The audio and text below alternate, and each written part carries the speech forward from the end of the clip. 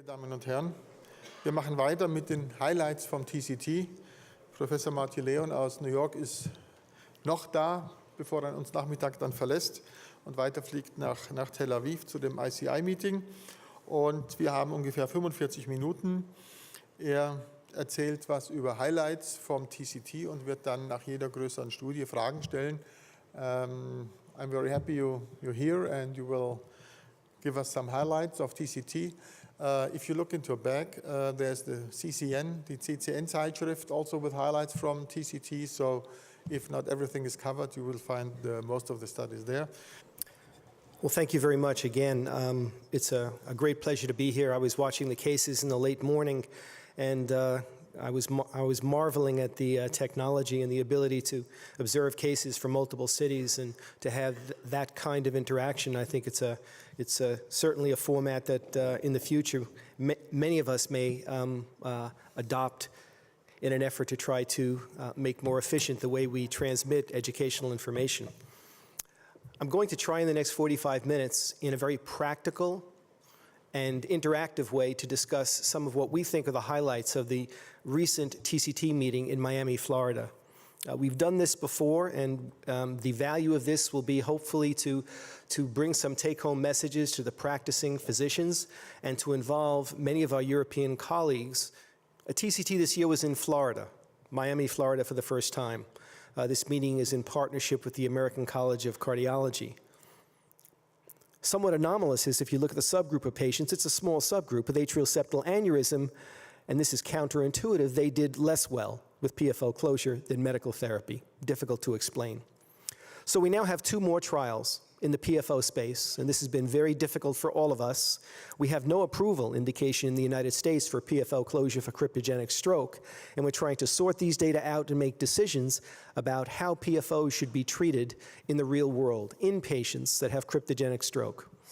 And anyone who has a strong interest in this area and would like to speak, it would be great to get some impressions of our experts. Well, Marty, thanks for this presentation. I think we can use up the rest of your time just with these questions. That's a big problem. I mean, the one thing is, it's like religion. We believe that closing PFO in patient who had a cryptogenic stroke is good for the patient. But on the other hand, we have three trials, Closure 1, PC, and Respect. And from the strict statistical point of view, which is intention to treat, they're all negative. I think the major reason for not reaching a positive result from a strongly scientific judgment is that we underestimated the incidence of recurrent stroke. If you were on the guidelines committee, how would you give, what level of treatment would you say PFO deserves for closure of cryptogenic strokes? Is it level 1? Is it level 2A? What would you say? Well, in the guidelines, we usually ask the simple and most important question: did the study reach the primary endpoint, yes or no? And all three studies did not reach the primary endpoint. So you can never give it a class 1 indication. No, but so maybe a 2B, something like that. We all agreed it's not a class 1 indication, but I absolutely with you that intention to treat is the only pure way. And I'm just surprised that this discussion, which is a basic discussion of all randomized trials, it really comes up with a PFO closure. Why did nobody start the discussion with the Courage trial? There was a 33% crossover from the medical to the PCI group. Every third patient assigned to medical therapy got a stent or got at least a PDCA, and nobody really had this discussion at that time. But I think we will use up all the time, and if you are pure statistical analysis, we have 3 negative trials, period. Let me move on to something equally controversial, STEMI interventions. There was a curious trial that was presented at TCT, a late-breaking trial, the MASTER trial. Greg Stone presented this study, and it used a device called the M-Guard, which is an embolic protection, bare metal, stainless steel stent with a 20-micron porous mesh sleeve over the stent to exclude thrombus material that might be at the infarct site. It's a 1-to-1 randomization of 432 patients at 50 sites, 9 countries, where patients were treated with PCI with a bare metal or drug-eluting stent, and then PCI with M-Guard.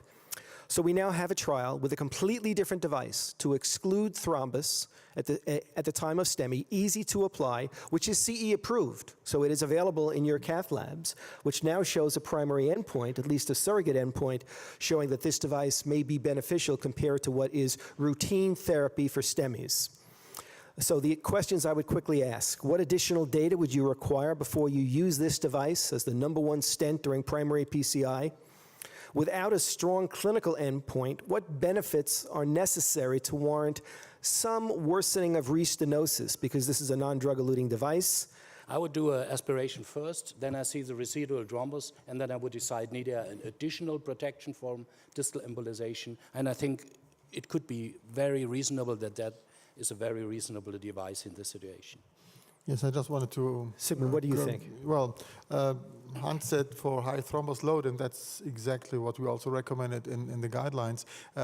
It has to make clear this is not a stent, this is an embolic protection device. So what it does, it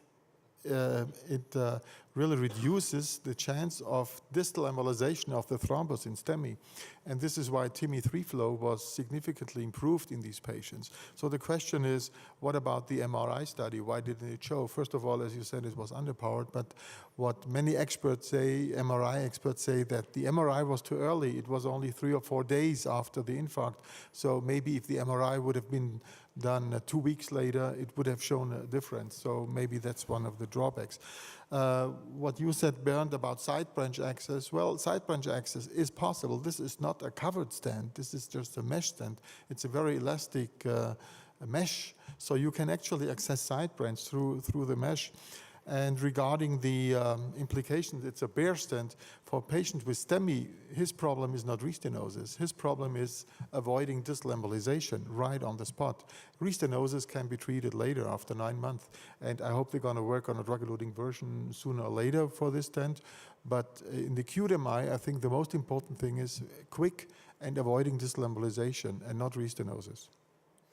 Very briefly, FAME2 cost-effectiveness study was presented at TCT. As you know, the FAME2 trial was published in New England Journal, was presented at the ESC, and was a study looking for medical therapy versus PCI plus medical therapy with appropriate guidance, FFR guidance, in a randomized trial.